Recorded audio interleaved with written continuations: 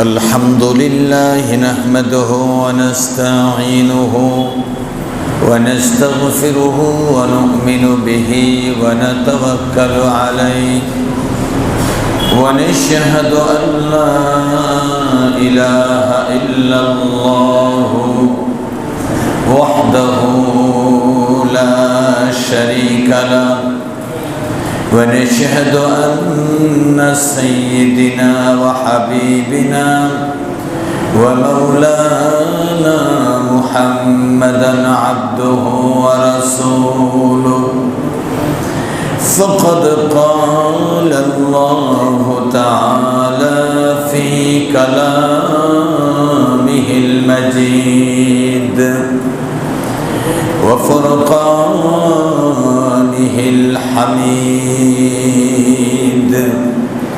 أعوذ بالله من الشيطان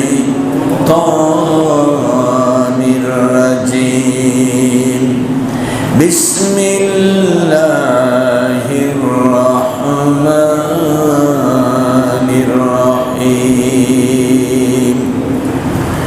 والذين هاجروا في الله من بعد ما ظلموا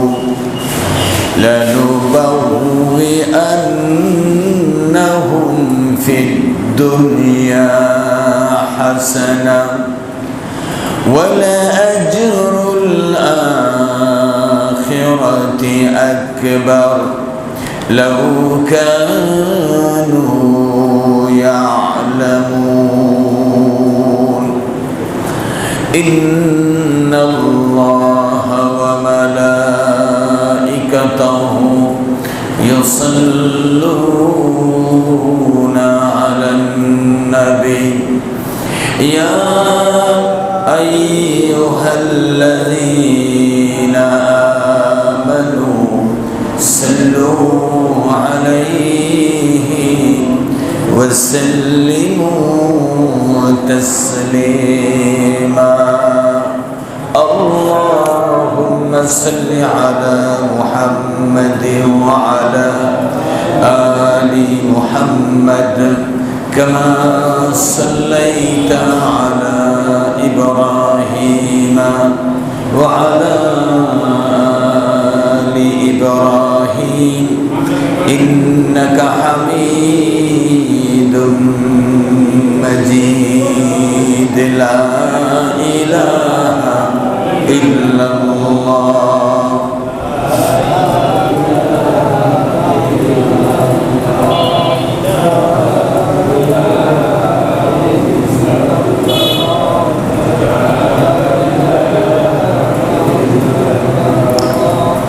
لا إله إلا الله محمد رسول الله صلى الله عليه وسلم মহানবী হযরত রাসূল করিম সাল্লাল্লাহু আলাইহি ওয়াসাল্লামের সিরাত থেকে আলোচনা গতকাল করেছিলাম।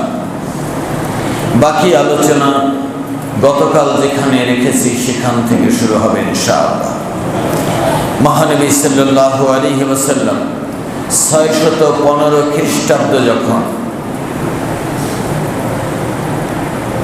615 খ্রিস্টাব্দ তখন মক্কাতুল মুকাররমা থেকে এত জুলুম, এত অত্যাচার, এত নির্যাতন চলতেছিল, নির্মম আঘাতের পর আঘাত। এমন হয়েছে ইয়ামান থেকে আসছিলেন ইয়াসির নামে এক মেহমান মক্কায়।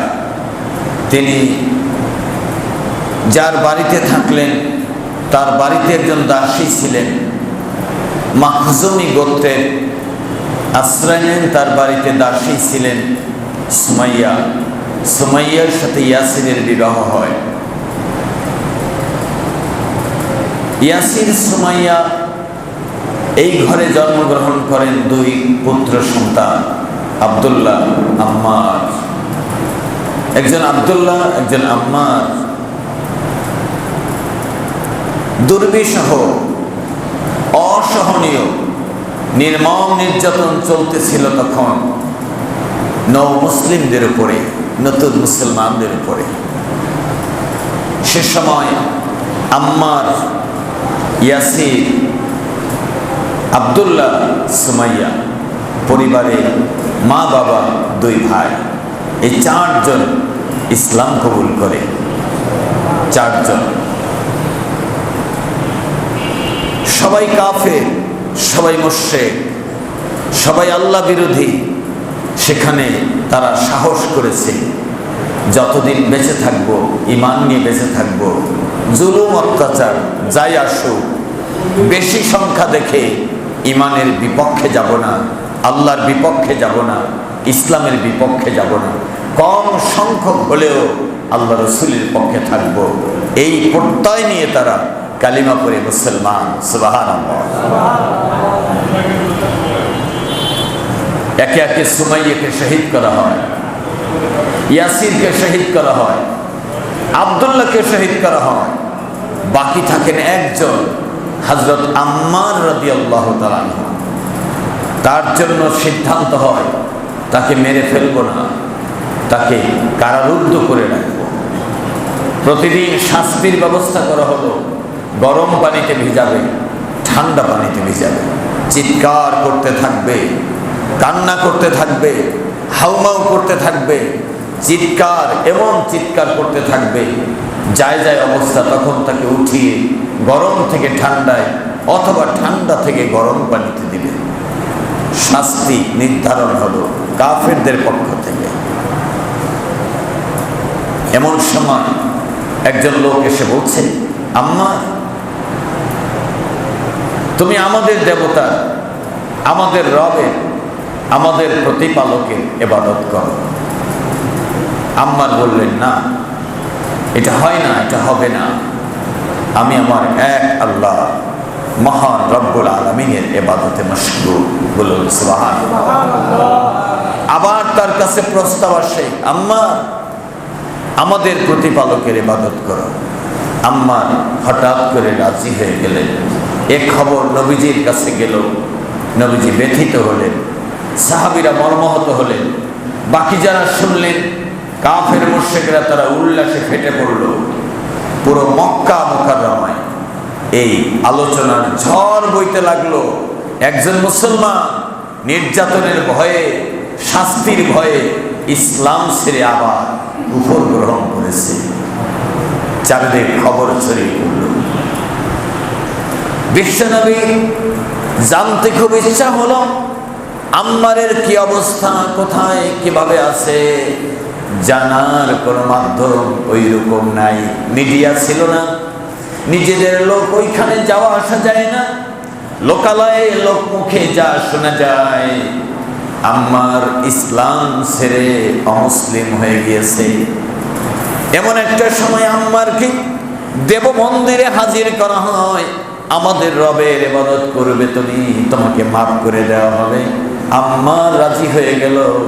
দেব মন্দিরে গিয়ে আম্মার বলছে, আমাকে একটু সুযোগ দাও, আমাকে একটু সময় দাও, একটু ফ্রি হতে দাও, তোমরা চলে যাও, আমাকে যা করতে ইচ্ছা না তা আমাকে করতে দাও। সব মানুষ চলে যাওয়ার পরে আম্মা রাদিয়াল্লাহু তাআলা আনহু দেবতার সামনে থেকে এক দৌড় দিয়ে আল্লাহ রাসূলের দরবারে হাজির হয়ে যায়। রাসূল করিম সাল্লাল্লাহু আলাইহি ওয়াসাল্লাম আম্মারকে দেখে বললেন, তুমি কি আম্মার? তিনি বললেন, হ্যাঁ, আমি আম্মার ইবনে ইয়াসির, ইয়াসিরের পুত্র আম্মার। আমার আম্মা শহীদ হয়েছে, আমার আব্বা শহীদ হয়েছে, আমার ভাই শহীদ হয়েছে, আমার এই অবস্থায় এই পরিণতি হয়েছে। আম্মার, তুমি কি কথা দিয়েছো? তুমি কি কথা দিয়েছো ইসলাম ছেড়ে দিয়ে আবার ওদের পৌত্তলিকতা গ্রহণ করে মুশরিক হয়ে যাবে? বলো, ইয়া রাসূলুল্লাহ, আমি আপনাকে বোঝাতে পারবো না। আল্লাহ রাব্বুল আলামিনের কসম করে বলছি, আমি ইসলাম ছেড়ে মুশরিক হয়ে যাই নাই, ইসলাম ছেড়ে মুশরিক হয়ে যাই নাই। তবে তুমি কি বলেছো বলো? কি বলেছো, কি বলার কারণে তোমার কাছ থেকে গুরুত্বপূর্ণ তথ্য পাওয়া গেছে, সেই তথ্যের ভিত্তিতে তথ্য সন্ত্রাসেরা, মিডিয়ারা, সাংবাদিকেরা সারা দেশব্যাপী তারা সংবাদ প্রচার করে বেড়াচ্ছে আম্মার মুসলমান থেকে অমুসলিম হয়ে গিয়েছে। আম্মার বললেন, নবীজি আমার কাছে প্রস্তাব রাখা হয়, প্রথম দিন আমাদের রবের ইবাদত করবা, আমাদের প্রতিপালকের ইবাদত করবা। আমি বুঝে উঠতে পারি নাই। দ্বিতীয়বার প্রস্তাব করা হয়েছে, দ্বিতীয় দিন, প্রথম দিন নাকচ করেছি, দ্বিতীয় দিন প্রস্তাব আসে, আমি বুঝতে পেরেছি আপনার আমার দুনিয়ার সকলের রব হলেন একজন। কয়জন? ও যেই হোক না কেন ওর রব হলো আমার রব, সেই হলো আল্লাহ। আমি ওর কথা যাই বুঝাতে চাই, আমি আমার দিলকে বুঝিয়েছি আমি আমার রবের ইবাদত করব। ও রব তারও রব, তাদেরও রব, আমাদেরও রব, একজন রব। আমি সেই রবের উপরে ঈমান এনেই বলছি, ওটা ঠিক রেখেই বলছি। এরপরে আল্লাহ তাআলাই সমাধান করে দিলেন। সুবহানাল্লাহ। আল্লাহর নবী, বিশ্ব নবী সাল্লাল্লাহু আলাইহি ওয়াসাল্লাম বুঝার পর নিজের মনটাকে মজবুত করতে পারেননি। এমন এক সময় জিবরাইল আলাইহিস সালাম এসে হাজির হয়ে গেলেন। কি বললেন? মান কাফারা বিল্লাহি মিন বাদি ঈমানিহি ইল্লা মান উকরিহা ওয়া কলবুহু মুতমাইন্নুম বিল ঈমান। আল্লাহ রাব্বুল আলামিন, ইয়া রাসূলুল্লাহ, ইয়া হাবিবাল্লাহ, আমি জিবরিল, আল্লাহ তাআলা আপনার কাছে খবর নিয়ে পাঠিয়েছেন। দুদুল্য থাকার প্রয়োজন নাই, সন্দেহ করার প্রয়োজন নাই, বরং আল্লাহ রাব্বুল আলামিন বলেছেন কেউ যদি বাধ্য হয়ে কুফরি বাক্য উচ্চারণ করে আপনি তার উপরে সন্দেহ করবেন না। বাধ্য হয়ে কুফরি শব্দ উচ্চারণ করে থাকলো আপনি তাকে সন্দেহ করবেন না, কারণ তার কলিজাটা ভরা ঈমানের তাজাল্লি ছিল। সুবহানাল্লাহ। ঈমানে তিনি ছিলেন সন্তুষ্ট, কুফরিতে সন্তুষ্ট ছিলেন না। সূরা আন-নাহলের 106 নম্বর আয়াতে আল্লাহ রাব্বুল আলামিন এই কথা বলে দিলেন। আল্লাহ রাসূল সাল্লাল্লাহু আলাইহি সাল্লাম আম্মারকে জড়ায় নিলেন, আম্মারকে কাছে নিলেন। রব্বুল আলামিন এই যে নির্যাতন, এই যে জুলুম অত্যাচারের সময় আল্লাহ তাআলা নবীজিকে বললেন, নবীজি আপনি জানায় দিন, ইন্নাল্লাযীনা তাওয়াফাহুমুল মালাইকাতু যালিমি আনফুসিহিম ক্বালু ফীমা কুনতুম ক্বালু লাউ কুন্না মুস্তাদআফিনা ফিল আরদ। আল্লাহ রাব্বুল আলামিন সূরা নিসা 97 নম্বর আয়াতে এভাবে বলেছেন, নিশ্চয়ই যখন মৌতের ফেরেশতা চলে আসবে, আসবে কি আসবে না? যখন মৌতের ফেরেশতা চলে আসবে জালিমদের কাছে, পাপীদের কাছে, যখন মৌতের ফেরেশতা আসবে, এখানে জালিম নাম বলা হয় নাই, কে জালিম। পাপী পরিচয় দেওয়া হয় নাই, কে পাপী। সামনের আয়াত পাঠ করলে বোঝা যাবে। আল্লাহ রাব্বুল আলামিন বলছেন, ক্বালু ফীমা কুনতুম, মৌতের ফেরেশতারা জিজ্ঞাসা করবে, ও পাপী, ও জালিম, তোমার তখন মুমূর্ষ অবস্থা, তুমি বলো দুনিয়ায় তুমি কি অবস্থায় ছিলা, তুমি যে এলাকায় ছিলা, তুমি কি মহল্লায় ছিলাম, তুমি যে শহরে ছিলা, তুমি যে কর্মসংস্থানে ছিলাম, তোমার সেই অবস্থান, তোমার সেই পরিবেশটা কেমন ছিল? আল্লাহর এই বান্দা বলবে, কুন্না মুস্তাদাফিনা ফিল আরদ, আমি যেইখানে ছিলাম আমি ছিলাম মজলুম, আমি যেইখানে ছিলাম মজলুম ছিলাম, মজলুম কুণ্ঠাসা। আমি যেখানে ছিলাম ওইখানে আমি ছিলাম নির্যাতিত, মজলুম ছিলাম। আমি আল্লাহর কথা মানতে পারি নাই, কোরআন পড়তে পারি নাই, কোরআন জানতে পারি নাই, হাদিস পড়তে পারি নাই, হাদিস জানতে পারি নাই, আল্লাহর পথ চিনি নাই, আল্লাহর পথে চিনার জন্য কোনো পথ পন্থা ছিল না, আমার জন্য কোনো খোলা রাস্তা ছিল না। আমি ছিলাম একজন নির্যাতিত মানুষ। জালিমকে জিজ্ঞাসা করবে ফেরেশতা, তুমি কেমন ছিলা তোমার এলাকায়? মুমূর্ষ অবস্থায় এই জালিম বলবে, আমি ছিলাম ওই মহল্লায় একেবারেই নির্যাতিত, পারি না নামাজ পড়তে, পারি না রোজা রাখতে, পারি না কোরআন পড়তে, পারি না পর্দায় থাকতে, পারি না হালাল হারাম ঠিক মতো বেছে খেতে আর চলতে। কি বলেন, আপনারা কি অবস্থা আছেন? আপনারা কি অবস্থা আছেন? আছেন? শুকরিয়া আদায় করুন, আলহামদুলিল্লাহ। তাহলে জালিম কি বলেন? জালিম বলে, আমি দুর্বল ছিলাম, আমি অসহায় ছিলাম, আমি নির্যাতিত ছিলাম। আল্লাহ রাব্বুল আলামিনের ফেরেশতারা কি বলবেন? ক্বালু আলাম তাকুন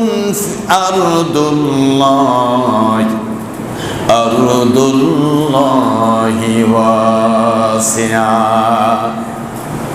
শোনো মুমূর্ষ, আল্লাহর জমিন কি প্রশস্ত ছিল না? শুধু বাংলাদেশেই কি দেশ? শুধু ঢাকার শহরেই কি শহর? শুধু তোমার গ্রামটাই কি গ্রাম? শুধু এই দেশটাই দেশ? আল্লাহর জমিন কি প্রশস্ত ছিল না? দুনিয়াটা এত বড় বিশাল। ফাতুহাজিরু ফিহা, তুমি ওই জায়গায় হিজরত করলে না কেন? আল্লাহর কোরআন মানতে পারো নাই, আল্লাহর দিন কায়েমের চেষ্টা করতে পারো নাই, দিন কায়েমের আন্দোলন করতে পারো নাই, তুমি আল্লাহ রসুলকে মানতে পারো নাই, ইসলাম মানতে পারো নাই, হারাম থেকে বাঁচতে পারো নাই, পরিবেশ তোমাকে বাধ্য করেছে অন্যায় পথে চলা। তুমি ওই পরিবেশ থেকে কেন তুমি হিজরত করলে না? কেন তুমি হিজরত করার চেষ্টা করলে না? তাহলে পরিবেশের, যেহেতু পরিবেশ ভালো, তাহলে আমাদেরকে আল্লাহর হুকুম মেনেই চলতে হবে, ঠিক কিনা? মেনে চলতে হবে না? পরিবেশ যদি খারাপ হয়ে যায় তখন না মানলেও চলবে। কি বলেন, না মানলেও চলবে? তখন কি করতে হবে? তখন হিজরত করতে হবে, তখন সরে যেতে হবে, নিরাপদ জায়গায় গিয়ে হলেও আল্লাহ রাব্বুল আলামিনের বিধান মেনে চলতে হবে। তাহলে হিজরত করা ফরজ হয়ে গেল, ঠিক কিনা? হিজরত করা ফরজ হয়ে গেল, আমাদের জন্য নয়, যারা নিরাপদ নয় তাদের জন্য। যারা নিরাপদ নয় তাদের জন্য। আমরা নিরাপদ। আগে যত মজলুম ছিলাম, আগে যত নির্যাতিত ছিলাম, তার চাইতে এখন নিরাপদ, ঠিক কিনা? তার চাইতে নিরাপদ ইসলাম নিয়ে, কোরআন নিয়ে, আল্লাহর বিধান নিয়ে, রসুলের বিধান নিয়ে, ন্যায় নীতি নিয়ে, কথা নিয়ে, বাক শক্তি নিয়ে, নিজেকে নিজে প্রচার নিয়ে আল্লাহ রাব্বুল আলামিনকে প্রচার করতে গিয়ে আগের চাইতে অনেকটাই নিরাপদ, ঠিক কিনা? এই নিরাপত্তার শুকরিয়া আদায় করুন, আলহামদুলিল্লাহ, আলহামদুলিল্লাহ।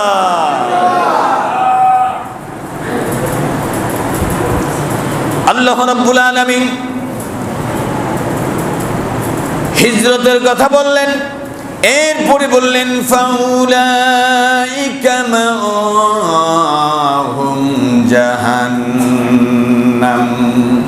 ফেরেশতারা বলবে তাদের জন্য ঠিকানা হলো জাহান্নাম, তাদের জন্য ঠিকানা জাহান্নাম। তার মানে এরাই জালিম, যারা পরিবেশ ঠিক থাকার পরেও বলছে ঠিক নাই। কোরআন মানা অত সহজ না, হাদিস মানা অত সহজ না। মানতে গেলে বাধা দেয়, মানুষ সমালোচনা করে, মানতে দেয় না। রাজনৈতিক অসুবিধা, সামাজিক সমস্যা, অর্থনৈতিক অসুবিধা। আল্লাহ রাব্বুল আলামিন বলেন, যদি অসুবিধা না থাকে, এই বেহুদা সুতা ধরে ইসলাম থেকে দূরে থাকার সুযোগ নাই। যদি থাকে, আল্লাহ তাআলা বলছেন উলাইকা মাওয়াহুম জাহান্নাম, তাদের ঠিকানা হবে জাহান্নাম। সূরা নিসা ৯৭ নম্বর আয়াত। তাহলে বলতে হবে, চলতে হবে, ওপেন না গোপন? ওপেন না গোপন? ওপেন না গোপন? ওপেন চলায় কোনো বাধা আছে? ওপেন বলায় কোনো বাধা আছে? এইরকম অনেক মুসলমান আছে, রোজা মানি, নামাজ মানি, হজ মানি, জাকাত মানি, দান সাদকা মানি, তেলাওয়াত মানি, কিন্তু আল্লাহর দেশে আল্লাহর কোরআনের আইন চালু হোক এটা আসলে এখনো পর্যন্ত অন্তরে মেনে নিতে পারে নাই। এইরকম মুসলমান আছে না নাই? আছে। রসুলের মেসওয়াক, রসুলের টুপি, রসুলের দাড়ি, রসুলের জুব্বা, রসুলের মেসওয়াক, রসুলের মিষ্টি খাওয়া, রসুলের ডান হাতে খাওয়া, রসুলের সালাম দেওয়া, রসুলের টুপি পরা, এগুলো সব মানি। কিন্তু রসুল সাল্লাল্লাহু আলাইহি সাল্লাম যেই কোরআন দিয়ে দেশ শাসন করেছেন এ কথা এখনো মানতে রাজি না। ওই রকম মুসলমান আছে না নাই? ওনার জন্য পরিবেশ নাই, কারণ এমন নেত্রী ধরেছে, ও নেত্রী উনি যদি ইসলামের কথা বলে, ইসলামী শাসনের কথা বলে, ইসলামী আইনের কথা বলে, তাহলে ওনাকে বহিষ্কার করবে। বহিষ্কার হতে হবে নাকি আল্লাহর কথা মানতে হবে, এই চিন্তায় উনি একবারে বেবুর হয়ে আছে। এখানে আল্লাহ সমাধান দিয়েছেন, এই নেত্রীকে হিজরত করতে হবে। নেত্রী থেকে, এই দল থেকে হিজরত করতে হবে, সেই দলে যেতে হবে যেই দল আপনার জন্য ঈমান, আমল, দুনিয়া আখিরাত নিরাপদ। ঠিক না? আগে বুঝুন, তারপরে আমল করুন। আল্লাহ রাব্বুল আলামিন হিজরতের কথা বললেন, ওয়াল্লাযীনা হাজারু ফিল্লাহি মিন বা'দি মা যুলিমু, ওই সকল লোকেরা যারা হিজরত করেছে, যারা মজলুম হয়েছিল, যাদের উপর জুলুম করা হয়েছে, আল্লাহ রাব্বুল আলামিন বলছেন, লানু বাউই আন্নাহুম ফিদ দুনিয়া হাসানা, আমি তাদেরকে দুনিয়ায় কল্যাণ, ইজ্জত, সম্মান বাড়াইয়া দিব। সুবহানাল্লাহ।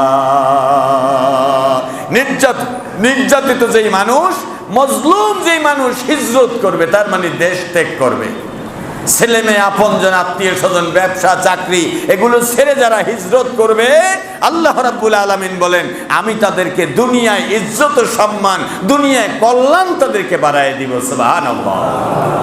দুনিয়ার কল্যাণ এগুলো তো চোখের সামনে আমরা ছেড়ে যেতে হচ্ছে, চোখের সামনে ছেড়ে যেতে হচ্ছে। আল্লাহ রাব্বুল আলামিন বলেন অসুবিধা নাই, এগুলো দুনিয়ায় তোমাদেরকে বাড়িয়ে দেওয়া হবে। সুবহানাল্লাহ।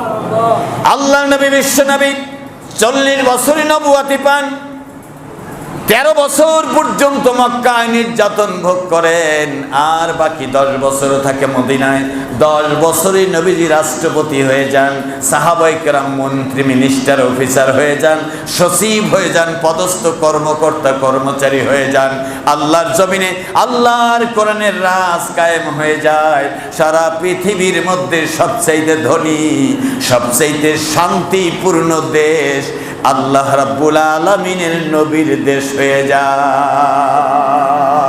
তাহলে আল্লাহ যে ওয়াদা করলেন, নির্যাতিত মজলুম মানুষেরা যারা হিজরত করবে, তাদের উপরে জুলুম করার কারণে ইসলাম টিকিয়ে রাখার জন্য যারা হিজরত করবে, তাদেরকে আল্লাহ দুনিয়ায় কল্যাণ দিবেন। কল্যাণ দেন নাই? কল্যাণ দেন নাই?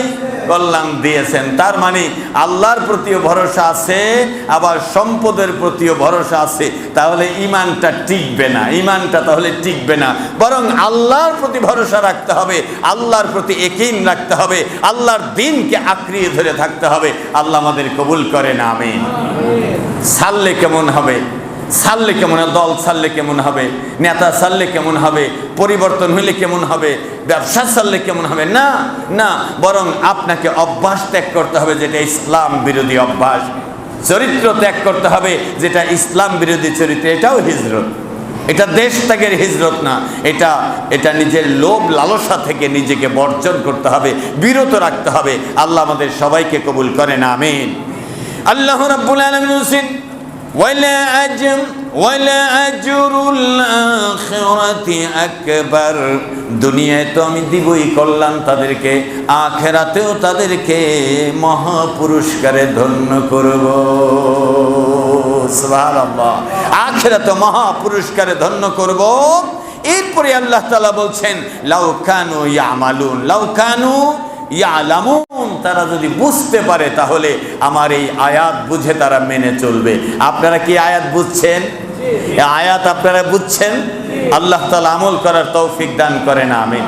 আমাদের দেশ ত্যাগ করতে হচ্ছে না, আমাদের কিছু অভ্যাস পরিবর্তন করতে হবে, আমাদের দল পরিবর্তন করতে হবে, মত পরিবর্তন করতে হবে, ইচ্ছা আকাঙ্ক্ষার পরিবর্তন করতে হবে, চাহিদার পরিবর্তন করতে হবে। রুজি রোজগারের পথ যদি হারাম হয় এটা পরিবর্তন করতে হবে। আল্লাহর সন্তুষ্টির দিকে তাকায়া, আল্লাহ রসুলের সুন্নাহর দিকে তাকায়া যা হয় আল্লাহর সন্তুষ্টি চাই, ঠিক কিনা? রব্বুল আলামিন বলছেন, ইন্নাল্লাযীনা আমানু ওয়া হাজারু ওয়া জাহাদু বিআমওয়ালিহিম ওয়া আনফুসিহিম ফী সাবিলিল্লাহ। আল্লাহ রাব্বুল আলামিন বলছেন, যারা ঈমান এনেছে, হিজরত করেছে, জিহাদ করেছে, মাল দিয়ে, জান দিয়ে আল্লাহর পথে। কার পথে? আল্লাহর পথে। ওয়াল্লাযিনা আওয়াউ ওয়া নাসারু, এবং একে অপরকে সাহায্য করেছে। উলাইকা বাদুহুম আউলিয়াউ বাদ। রব্বুল আলামিন বলছেন, তারা দুনিয়ায় একে অপরের বন্ধু, পরকালেও তারা একে অপরের বন্ধু হয়ে থাকবে।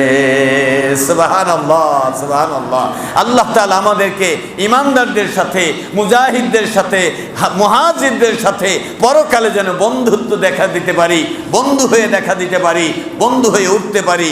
এই আমলের সাথে আমাদেরকে কবুল করেন, আমিন, আমিন। তাহলে আল্লাহ রসুলের সাহাবীরা আবিসিনিয়ায় হিজরত করলেন। কোথায়?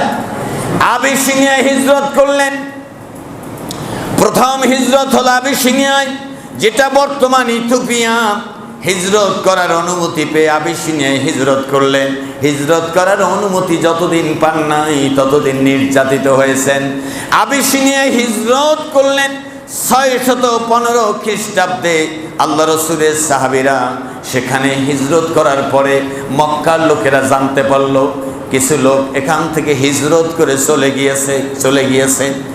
মক্কা ছেড়ে কিছু লোক বাহিরে গিয়েছে। বাহিরে গিয়ে তারা দাওয়াত দিবে, ইসলামের সম্প্রসার হবে, প্রচার প্রসার হবে। এটা চিন্তা করে মক্কার কাফেররা বেরিয়ে পড়লো। দেখি কোথায় গিয়েছে, কোথায় যেতে পারে। স্টিমার যুগে, নৌযান যুগে, স্টিমার নৌযান যুগে আবিসিনিয়ায় হিজরত করতে হয়। আবিসিনিয়ার বাদশাহ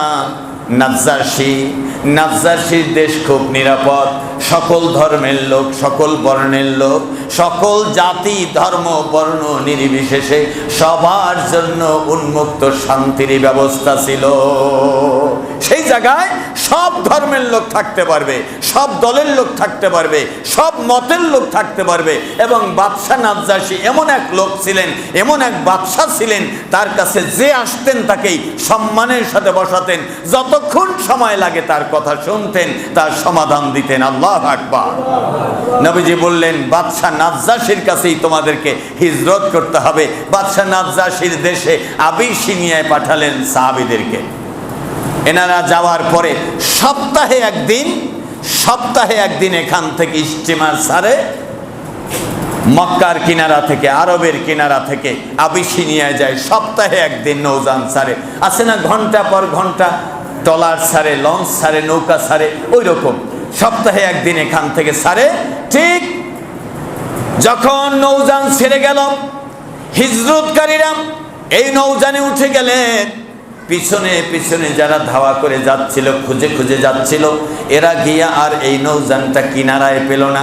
কিনারায় না পাওয়ার কারণে তারা যেতে পারে নাই। পরের সপ্তাহে তারা ওই নৌযানে আবিসিনিয়ায় গিয়েছে। সরাসরি আবু জেহেলের কাছ থেকে অনেক সোনা দানা, টাকা পয়সা, অর্থ সম্পদ নিয়ে, উপঢৌকনের গাঠুরিয়ার প্যাকেট নিয়ে আবিসিনিয়ার বাদশাহ নাজ্জাশীর দরবারে যারা ছিল অফিসার, যারা ছিল পাইক পেয়াদা, তাদের হাতে তুলে দিল এবং বলল, আমাদের বাদশার কাছ থেকে, মক্কা থেকে তোমাদের জন্য, তোমাদের বাদশার জন্য হাদিয়া এসেছে, উপঢৌকন এসেছে, উপহার এসেছে।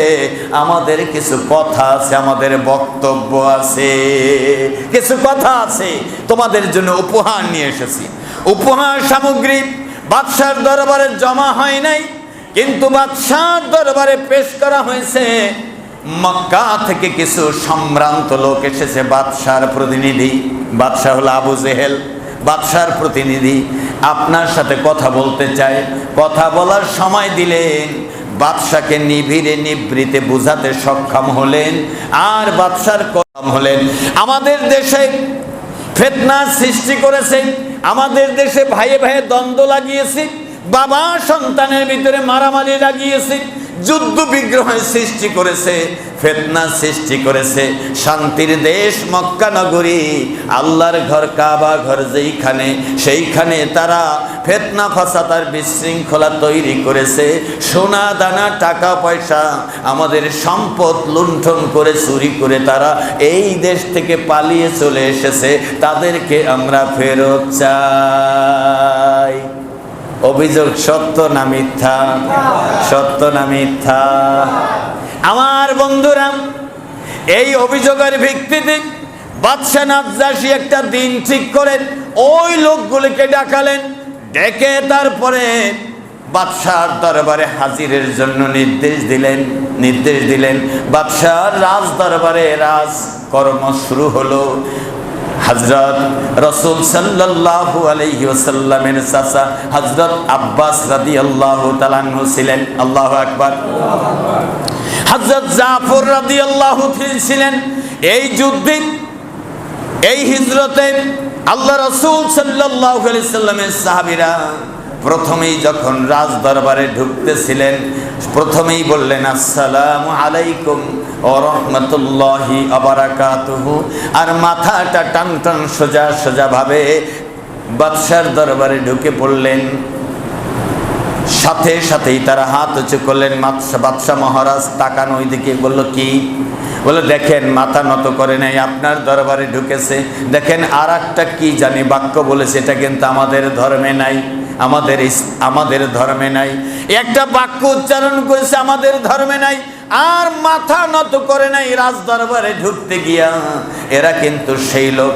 বলে কোন লোক? যাদের বিরুদ্ধে অভিযোগ করা হয়েছিল। আল্লাহর নবী সাহাবীদেরকে ডাকালেন, সামনে নিয়ে এসে বললেন, কে তোমরা, কি কারণে তোমরা এখানে এসেছো? সব কথা বললেন। বলার পরে বললেন, আমরা এসেছি আল্লাহ রসুলের দিন প্রচারের জন্য। সেই রসুল হলেন মুহাম্মদুর রাসূলুল্লাহ সাল্লাল্লাহু আলাইহি ওয়াসাল্লাম। বলল, তোমাদের কাছে ওই রসুলের প্রতি নাজিলকৃত কোনো আয়াত আছে কিনা? খ্রিস্টান ধর্মাবলম্বী বাদশা নাজ্জাশী তিনি ছিলেন তাও ইনজিল কিতাবের অনেক পণ্ডিত, অনেক জাননেওয়ালা আলেম। ইনজিল কিতাব থেকে সূরা মারিয়াম তেলাওয়াত করে শুনিয়েছেন রাসূলের সাহাবীরা। সূরা মারিয়ামের তেলাওয়াত শোনাতে গিয়া দেখলেন ইনজিল কিতাবে যেই রকম আয়াত নাজিল হয়েছে, আল্লাহ রাসূলের সাহাবী ওই রকম আয়াত তেলাওয়াত করে শুনিয়েছেন। বাদশা নাজ্জাশী বললেন, যদিও আমার ইনজিল কিতাব আর নবী ঈসা আলাইহিস সালামের দাওয়াত স্টপ হয়ে আছে, বন্ধ হয়ে আছে, ওই আল্লাহ আবার নতুন করে নবী পাঠিয়ে সেই আয়াত নবায়ন করতেছেন। সুবহানাল্লাহ। তোমরা চুপ থাকো, চুপ থাকো তোমরা।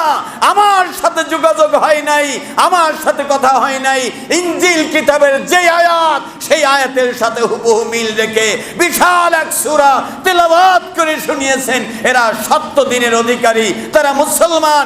আমাদের এই কিতাবের ভিতরে আছে শেষ পয়গাম্বার হবেন মক্কা বংশোদ্ভূত কুরাইশ বংশের মুহাম্মদ রাসূলুল্লাহ সাল্লাল্লাহু আলাইহি ওয়াসাল্লাম। বরং তোমরা নিরাপদে বসবাস করো, তোমাদের উপরে কেউ চোখ রাঙালে তাদের চোখ উঠে ফেলা হবে। সহজ হলো না কঠিন হলো? আল্লাহ রাব্বুল আলামিন বলছেন, দুনিয়ায় যারা হিজরত করবে, জিহাদ করবে, দুনিয়ায় তাদেরকে কল্যাণ দান করা হবে। আল্লাহু আকবার, আল্লাহু আকবার।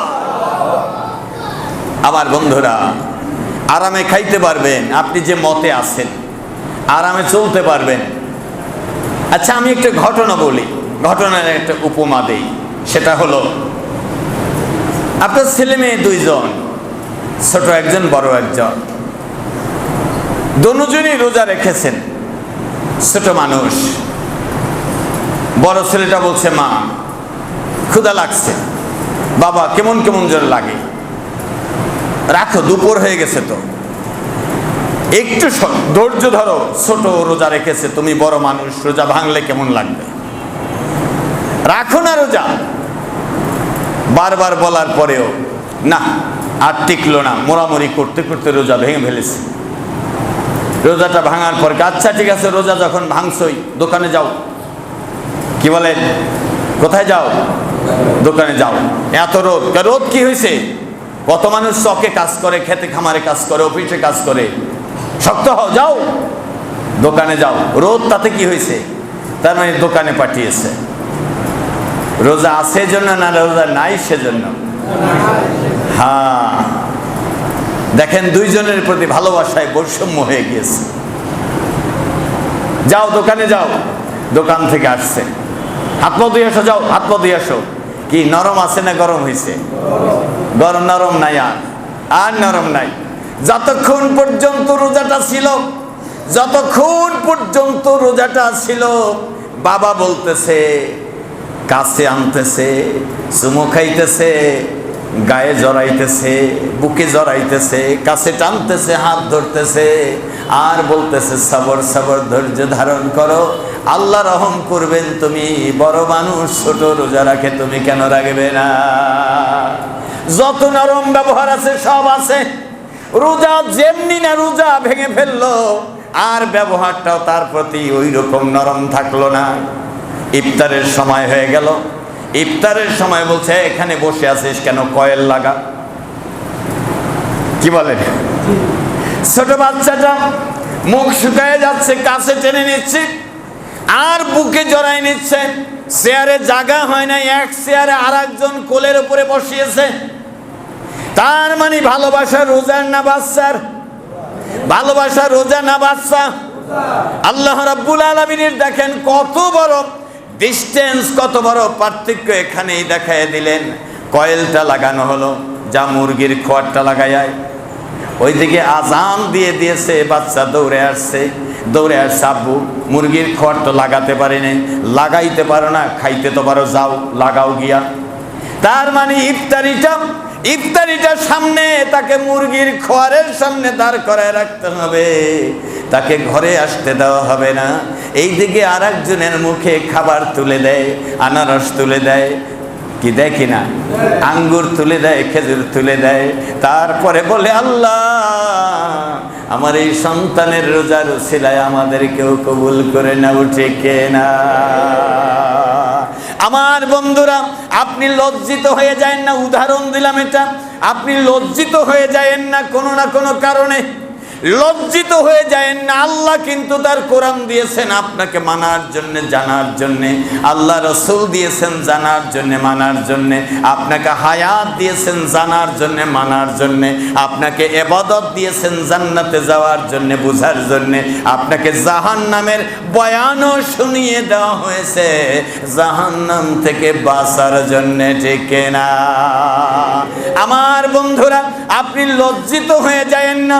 মৌতের সময় শরম আছে, কবরে লজ্জা পাওয়ার জায়গা আছে, হাসরে লজ্জা পাইতে হবে। আপনাকে আমাকে যদি আল্লাহর কাঠগড়ায় বেঁধে বেঁধে জাহান্নামের দিকে নিয়ে যায়, এর চাইতে অপমান আর অপদস্থ হয় না।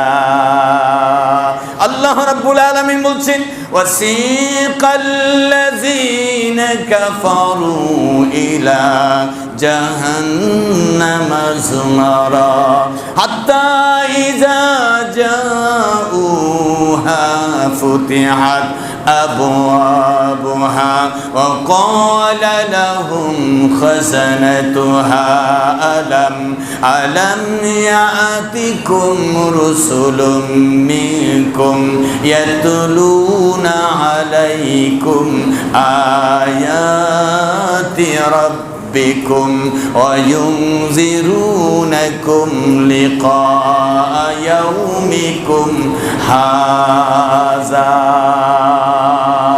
সূরা জুমারের শেষের দিকে আয়াত, আল্লাহ রাব্বুল আলামিন বলছেন, জাহান্নামীদেরকে জাহান্নামের দিকে নিয়ে যাওয়া হবে হাঁকায়া হাঁকায়া। মানুষ না জীবজন্তু? মানুষ না জীবজন্তু? পাকিস্তানিরা আমাদের মধ্য থেকে, পাকিস্তানি নাকি আমাদের মধ্য থেকেও?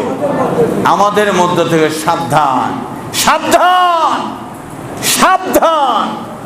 আল্লাহ তাআলা বলছেন জাহান্নামীদেরকে হাঁকায়া হাঁকায়া তারায় তারায় নিয়ে যাওয়া হবে। দেখেন না এখনো কত দলে বিভক্ত মানুষ, তখনও দুই দলে বিভক্ত হবে। কয় দলে? কয় দলে? আল্লাহ এক দলের কথা বলছেন জাহান্নামের দিকে হাঁকায় হাঁকায় নেওয়া হবে, আর এক দলের কথা বলছেন জান্নাতের দিকে স্বাগতম শুভেচ্ছা জানিয়ে নেওয়া হবে। সুবহানাল্লাহ। জাহান্নামের গেটে যাওয়ার সাথে সাথে ওই গেট খুলে দাঁড়াবে, দারোয়ান বলবে তুমি এইখানে কেন? তোমার জন্য কি রসুল পাঠানো হয় নাই? তোমার জন্য কি রসুল? রসুল আর রসুলের প্রতিনিধিরা আয়াত তেলাওয়াত করে করে শোনায় নাই। ইয়াতলুনা আলাইকুম আয়াতি রাব্বিকুম ওয়া ইউনজিরুনাকুম লিকা ইয়াউমিকুম হাযা। আয়াত কি তোমাদের তেলাওয়াত করা হয় নাই? যেই আয়াতের ভিতরে, যে আয়াতের ভিতরে আজকের জাহান্নামের সাক্ষাৎকার আছে, জাহান্নামের গেটে হাজির হতে হবে সে কথা আছে, সেই কথা কি তোমরা শোনো নাই? তখন তারা বলবে কালু বালা, আল্লাহ অবশ্যই আমরা এই বয়ান শুনেছিলাম। ওয়ালাকিন হাক্কাত কালিমাতুল আযাবি আলাল কাফিরিন। তখন আল্লাহ তাআলা বলবেন আমার আযাবের যে আয়াত সব সত্য, এ থেকে এক কদম নড়া হবে না, এক চুলো সিদ্ধান্ত দিয়ে কাউকে ক্ষমা করা হবে না। আল্লাহ রাব্বুল আলামিন তখন বলবেন কিলা দুখুলু আবওয়াবা জাহান্নামা খালিদিনা ফিহা। এই জাহান্নামের দরজা দিয়ে তোমরা প্রবেশ করতে থাকো, খোলা দরজা দিয়ে প্রবেশ করতে থাকো, এতে তোমরা চিরস্থায়ী থাকবে। তোমরা যেমন চিন্তা করেছো চিরস্থায়ী তোমরা ইসলামের বিপক্ষে থাকবে, আল্লাহর জমিনে আল্লাহর বিধানের বিপক্ষে থাকবে, ইসলামী দলের বিপক্ষে থাকবে, ইসলামী আন্দোলনের বিপক্ষে থাকবে, আল্লাহ রসুলের সুন্নাহর বিপক্ষে থাকবে, সুবিধা মতো সুন্নাহগুলি মানবে, কষ্টের সুন্নাহ মানবে না, তোমাদের জন্য আর জায়গা নাই, বরং এখানেই তোমরা থাকতে থাকো, এটাই তোমাদের জায়গা। আমার বন্ধুরা, বাকি জীবন যেন আল্লাহ রসুলের পক্ষে থেকে যেতে পারি, কবুল করেন আমিন। মাহে রমজানের আজকে 27তম রোজা। কয় রোজা? 27তম রোজা। আর হয়তো 3টা অথবা 4টা রোজা আছে। কয়টা? 3টা অথবা 2টা, 3টা অথবা 2টা রোজা দেখতে দেখতে শেষ হয়ে গেল। ভুলে একটা বেশি বলে ফেলি, কম বলা সম্ভব হয় না। এর কারণ হলো তাড়াতাড়ি চলে গেল রোজা। আমাদের হায়াত কি থেমে আছে না চলে গিয়েছে? রোজার সাথে হায়াত যায় নাই? কি বলেন, যায় নাই? হ্যাঁ, রোজার সাথে হায়াতও চলে গিয়েছে। পানিও গেল, মাছও গেল, পানিও গেল, মাছও গেল। তার মানে রোজা চলে গিয়েছে, ঈদ আনন্দ চলে আসছে। আপনার এত মহামূল্যবান হায়াত যা ফিরে আর কখনো পাবেন না, ফিরে আর কখনো পাবেন না, ওই হায়াতও কিন্তু চলে গিয়েছে। নাকি যায় নাই? যায় নাই? রমজান মাস, একটি মাস, আপনার জীবন থেকে একটি মাস চলে গিয়েছে, দিশাই পেলাম না। আবার রমজান পাবো কিনা আল্লাহই ভালো জানেন। আবিসিনিয়ায় হিজরতকারী যারা, বাদশাহ নাজ্জাশী বললেন শোনো, আমি কালিমা পড়ে মুসলমান হয়ে যাব, আমি আল্লাহ রসুলের সাথে সাক্ষাৎ করব, তোমরা নিরাপদে থাকো, এই দেশে কালিমার দাওয়াত দিতে থাকো, কালিমার পতাকা হাতে ধরে তোমরা রাস্তায় রাস্তায় মোড়ে মোড়ে সব দিকে তোমরা স্লোগান দিতে থাকো, কালিমার কথা প্রচার করতে থাকো, আমরা রাষ্ট্রীয়ভাবে তোমাদের যা সহযোগিতা তাই করব। বলুন সুবহানাল্লাহ। এইরকম পরিবেশ মক্কায় ছিল? এইরকম পরিবেশ মক্কায় ছিল? ছিল না এরকম পরিবেশ। আল্লাহ রাব্বুল আলামিন সেই পরিবেশ করে দিলেন। আল্লাহ রাব্বুল আলামিন আমাদেরকে কবুল করেন, আমাদেরকে পাপের কাজ থেকে বিরত থাকার, গুনাহের পথ থেকে বিরত থাকার তৌফিক দান করেন। বাকি জীবন যেন তার সন্তুষ্টি অর্জন করতে পারি, আমিন। আমার বন্ধুরা, আজকের আলোচনা, এই আলোচনাটা এখানেই শেষ করতে হচ্ছে, সময় আর সামনে এগোতে দেয় না। আমি আপনাদের সামনে আরজ করব ঈদের করণীয় এবং বর্জনীয় বিষয়গুলো। ঈদ উল ফিতর, প্রথম হলো ঈদের আগে, ঈদগাহে যাওয়ার আগে ফিতরা দিয়ে দিবেন। ফিতরা দিয়ে দিবেন 3 কেজি করে চাল মাথা পিছু, অথবা 3 কেজি করে আটা মাথা পিছু দিয়ে দিতে পারেন। এটা যদি খাবার দিতে চান। আর যদি খাবার না দিয়ে টাকা দিতে চান, ওই পরিমাণ টাকা দিয়ে দিবেন। 110 টাকাও বুঝি না, 150 টাকা 200 টাকাও বুঝি না। আপনি আপনার পরিবারের যেই মানের খাবার খান, ওই মানের খাদ্য দানার 3 কেজি ওজনের টাকা আপনারা দিয়ে দিবেন। এটা আপনার জন্য সহজ এবং সন্দেহমুক্ত। কথা কি বুঝেছেন? একজন বাজারে গিয়ে খুঁজে কম দামের চাল আছে কিনা, বের করে দিয়েছে 70 টাকা দামের চাল। দোকানদারকে বলছেন, না এটা না, 50 টাকা দামের চাল আছে কিনা। 50 টাকা দামের চাল আর 70 টাকা ব্যবধান আছে না? ব্যবধান আছে। আপনারা তো 100 টাকা 90 টাকা 80 টাকা দামের চাল খান। তা আপনি যেই মানের চাল খান, ওই মানের 3 কেজি চালের 3 কেজি চাল অথবা ওই পরিমাণ অর্থ মাথা পিছু ফিতরা আদায় করে দিবেন। এই ফিতরা ঈদগাহে যাওয়ার আগেই আদায় করতে হবে। এখন থেকে ঈদগাহে যাওয়ার আগেই আদায় করতে হবে। একজনকে, দুইজনকে দিতে পারেন, 5 জনকে দিতে পারেন, অথবা একজনের ফিতরা একজনকে দিতে পারেন। মানে একটা ফিতরা একজন গরিবকে দিতে পারেন, ওভাবেও দিতে পারেন। অথবা সবগুলো একজনকে দিয়ে দিতে পারেন, এভাবেও পারেন। আবার লক্ষ্য রাখতে হবে, সবাই যেন সমাজের সবাই মিলে একজনকে দিয়ে দিলাম আর বাকিরা কেউই পেল না, এরকম যেন না হয়। এলো ফিতরার কথা বললাম। ঈদের দিনের করণীয়, সকাল সকাল ঘুম থেকে উঠে পাক পবিত্র হয়ে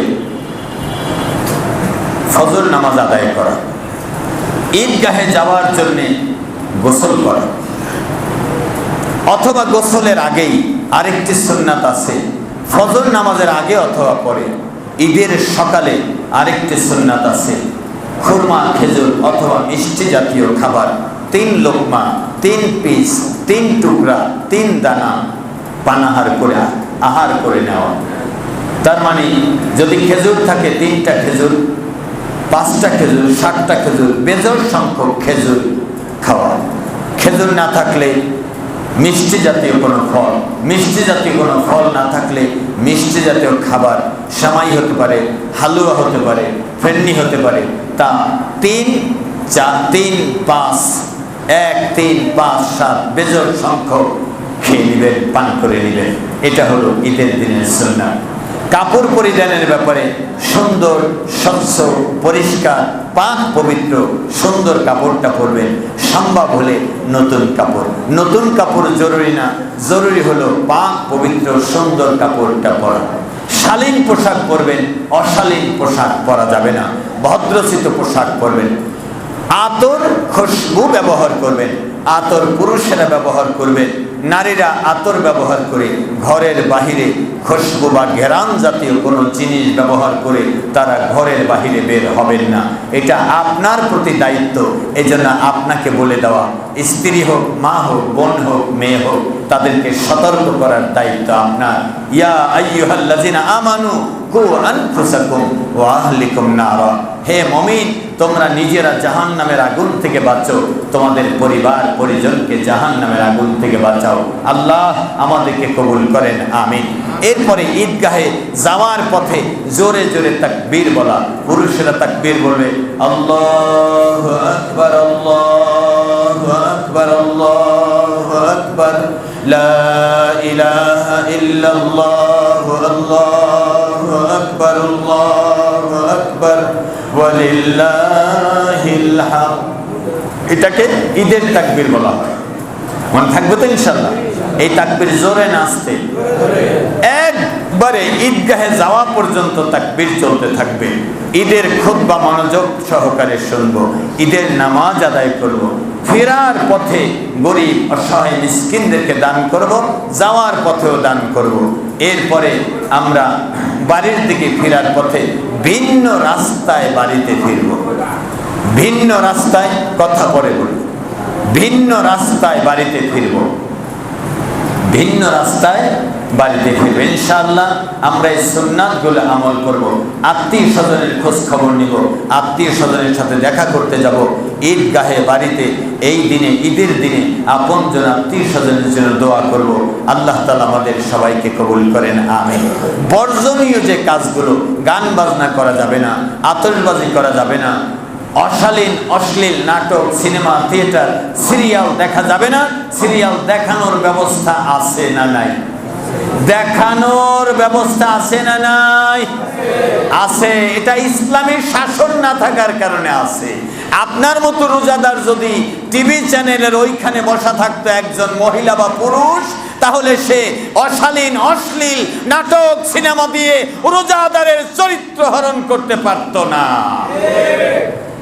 আপনি রোজা রেখে যা কামিয়েছেন সব সর্বনাশ করার জন্যে ওইখানে লোক বসিয়ে রেখেছে, জালিমের প্রেতাত্মারা, জালিমের দোসররা, ইসলাম বিরোধীরা, আল্লাহর কোরআন বিরোধীরা সেইখানে বসিয়ে রেখেছেন, যাদেরকে তারা এইভাবে নগ্ন সিনেমা দিয়ে পরিবারের সব মেয়ে পুরুষ, নারী পুরুষ, ছোট বড় সবাইকে এক জায়গায় বসায়া যা দেখানো হয়, তা যদি আপনার উঠানে কেউ দেখাইতো তার সাথে সম্পর্ক আর থাকতো না, ঠিক কিনা?